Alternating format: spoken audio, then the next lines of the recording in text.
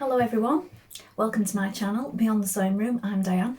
So today I'm going to be making one of the free patterns that I mentioned in a previous video. So in a previous video, and I'll share it at the end, I shared 5 free patterns. Now these are all available to print off PDF, so if you want to make any of those you can go and look at the link to those, and I will link the link to this one below. This one is the Mood Camisole, so it's the Marigold Camisole. It's this one, so I've printed it off. Now if you're sticking the pieces together and you've not done this before, I would suggest doing it all before you cut out. It is meant to be laid out like a big puzzle, so don't just get diving straight in and start cutting. So you cut it all out on the table and then you have your pattern pieces, and it does give you a little layout in the printout here how to lay them out on the table, and they are numbered as well. So it's a really easy beginner friendly project, this one. It's just got a few pieces, so it's got front and a back and lining. Now you don't have to line it if you don't want to. The difference will be that on the inside you'll need to add some sort of facing yourself, so some sort of bias strip, bias binding, or maybe cut replica pieces just narrow on the inside. If you're not confident at changing it up and doing that, stick with the lining. So you'll cut out a back in main fabric, a back in lining, a front in main fabric and a front in lining, and then your straps in your main fabric, and that's it. So it's really easy. There are some darts in the front of the top also, although oddly enough I did have a look on the Mood Society instructions and there is no mention of the darts, but don't worry about that because I'll be showing you what to do with the darts here today. So if you want to sew along with me, print off your pattern, locate some fabric, and you're ready to go. It only uses a metre of fabric. I suppose it depends on your sizing, of course, but yes, it does say metre. And I've just found out some scraps that I had left, and I've managed to eke it out of this nice piece of cotton sateen that I had from another project that I did for work. Now it's this, so it's really pretty. So I've used that for the main fabric, and then for my lining I had some crepe, which was also gifted to me a while ago from somebody destashing. Big piece of crepe that I wasn't sure what I was going to use it for, and I'm using that as my lining because I think that goes really nice with that. And also there's quite a big piece left, so I might either make some shorts or something and make mine as pyjamas for the summer. So that's what I'm thinking about doing with mine, unless it's just too nice and I want to wear it in the daytime. We'll see. So those are my pieces cut out, ready to go. So if you want to sew along, as I said, grab yourself some pieces together. I'm sure all of you have got, those of you that are sewers anyway, have got some fabric big enough for this. You're bound to have some scraps that you could make one of these. So you can make this with me. So that's that. I'll be getting to that in a moment. And then something else that I wanted to talk about is that in my previous video I did mention I've been watching the New Look show on Apple television, I believe it is, and it's about Christian Dior and Coco Chanel, and I've been really enjoying it.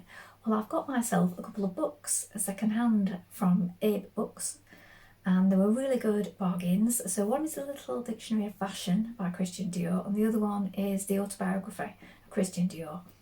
So if you'd like to see those in a future video, I will share some highlights from those with you. I've already started reading one of them, and it's a dictionary one, and it's really cute. I mean, some of the diagrams and some of the phrasing in it is very much of its time, sort of like a 50s kind of thing, but I'm really enjoying it. And then I'm looking forward to reading the autobiography as well. So if you'd like to hear more about those, please do let me know in the comments.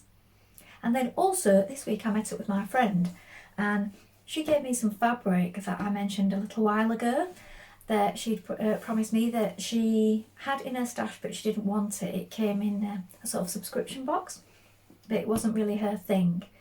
And we went out to meet up the other day, and we've done a little swap. She's gifted me this fabric, and she's had some of my patterns, and yeah, I'm looking forward to making this. I did say in a previous video that if there's enough, I might make a short sort of trench coat in the named trench coat style, but not it would be a trench coat if it was longer.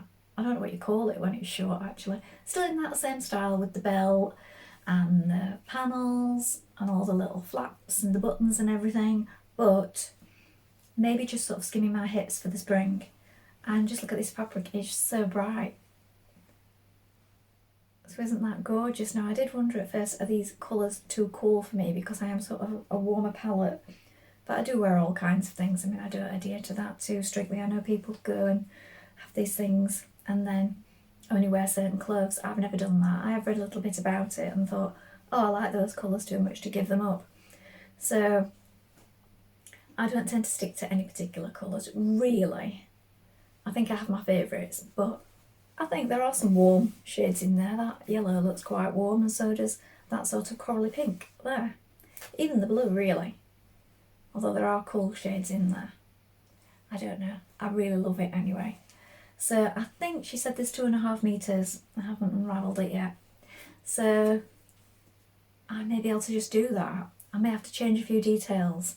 So I am still thinking of a short sort of trench coat style, but from the named pattern, because I really enjoyed making that, and I made that for a sample, so I didn't get to keep that one, but I did enjoy making it. So I may make that with this. Please let me know your thoughts, because I think that would just look amazing. And I think if I just picked out one of the darker colours just for the buttons, it would look brilliant. So that's something else. So now I'm going to get to making the top, and feel free to sew along with me. So from your markings at the side, bring them together. We're working from the wrong side, so we've got it pinched together, right sides facing. We're working from the wrong side, look. We're working towards this point here, the point of the dart from the outside. We're going to a gradual V, we're going to run off the end, make sure it's on a slightly smaller stitch as well. And when we run off the end, then we're going to knot it down towards that point. So don't back tag when you come off.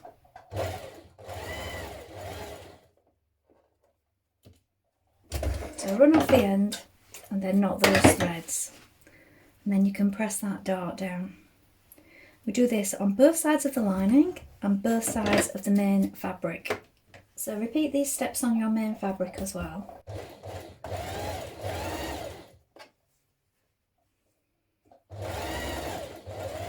Now you're going to put your back piece on top of your front piece with your right sides facing like this. So we've got wrong sides facing outwards. And then we're going to pin it down the sides like this. So these are the side seams. Pin it in place. Remember, we're stitching this with a 1/2 inch or a 1.2 centimetre seam down each side. Now if you want to, when you've stitched this seam in place, you could either zigzag or edge finish it on the inside. It is going to be lined, but this will also stop any fray from happening when it's washed later on. So I would still do that even though you're lining it. It just gives a better finish anyway. We're going to do this on our front and back piece, and then on our lining also the front and back lining pieces. We are stitching the side seams on those as well.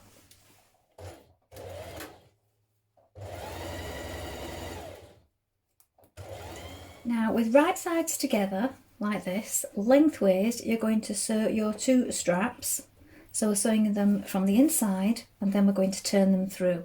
You'll need to use either a loop turner or you can use a large embroidery needle. So you do a few stitches at one end and then push it all the way through to the other side and pull it through with the loop. So that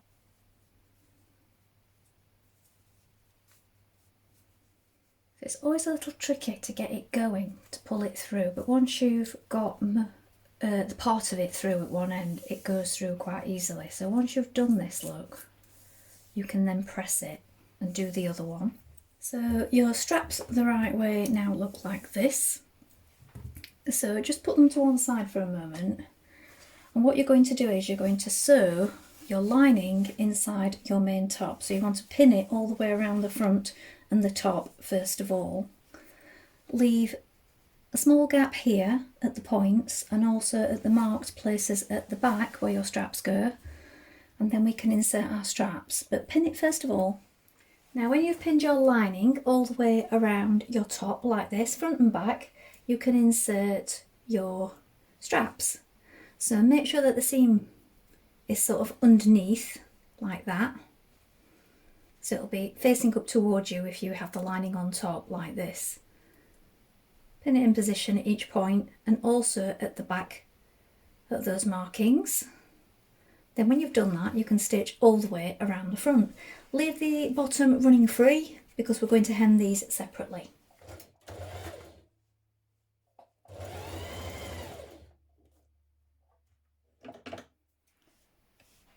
Now I've hung mine on my mannequin and I could tell straight away that it was way too big at the sides for me.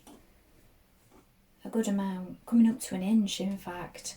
I mean, I know it's supposed to be loose, but I just thought this would drive me crazy. So I've just ran it in a little at either side. So I've turned it back to the inside. I've just unpicked a little bit here where it joins the lining to the top. And I've just taken a little bit, tapered it a little bit in on the outer fabric and the lining. And now I feel that looks better. So try it on yourself first and just check. I mean, you may like it really loose. I mean, it's still loose around the bottom, but just here where it meets my body, I wanted it to fit a little better under the arms. So that's what I've done on mine. It'll still be loose, but just not as loose as it was. And then the back still has some room in it, look. So now I'm going to hem the bottom of both the lining and the outer separately. If you want, you could understitch around the top here on the lining, but I think I'm just going to press now and leave it as it is because I do like it. So here it is finished. So as I said, I took a little bit out of the sides, but as you can see it's still quite roomy, and I made the 4 to 6. So I'm a sort of size 8 UK, if you're going on standard sizes, 34. So yeah, 4 to 6, very roomy. So I've taken a little bit out of the sides. You can see, brought it in a little bit at the back because the one in the image hangs down quite a bit and I thought that would maybe drive me a little bit crazy. Still quite loose at the front, and there's room here, look, where it meets my jeans. And the lining. So I do like it. And it's a nice summer top, or as I said, you could wear it with your jeans, or you could wear it with your pyjamas if you wish, so you could make it as a pyjama top. If you made it in something a little bit more dressy like the ones in the images, like sequins or velvet or something like that, you could make it for going out at night. Well, I hope you enjoyed that. I hope you found it useful. Please let me know in the comments if you've made this top before, and also if you sewed along with me and how you found it. Now, if it's a little bit low for you or you'd like the length a little longer, that's easy enough to adjust. So you can trace it off and then put some more paper underneath and retrace the neckline if you'd like it a little higher. I think for me, next time, if I make it again, I will do it a little higher on the neckline because I do like them to come a little bit further up. I know to make the adjustments for under the arm now, so I will do that on some new pattern pieces. And also, as I said, if you wanted to make it longer, you could add a little to the length. I mean, you could even, if you took it out over the hips, you would need to make it fuller over the hips, obviously. You could make it a longer length and then make it into a dress. So just a few other options for you there. Well, that's all from me for today. I'll be back soon with some more sewing inspiration for you. Thank you for watching. Bye for now.